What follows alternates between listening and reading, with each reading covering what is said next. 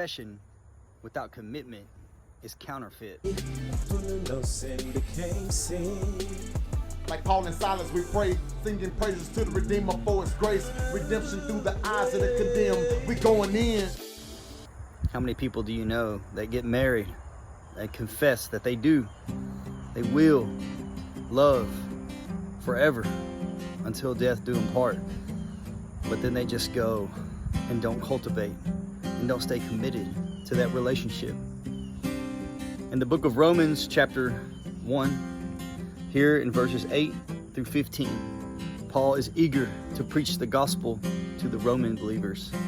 Those believers in Rome have made an impact on the world already there.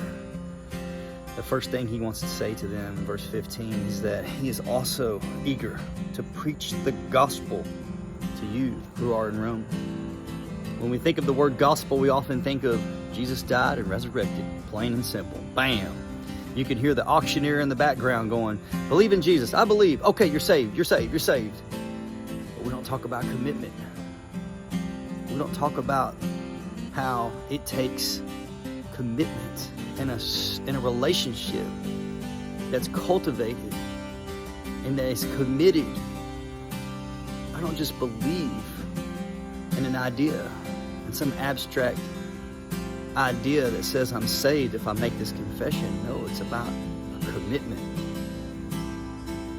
If you believe in your heart that you love your wife or your husband, you're committed to them.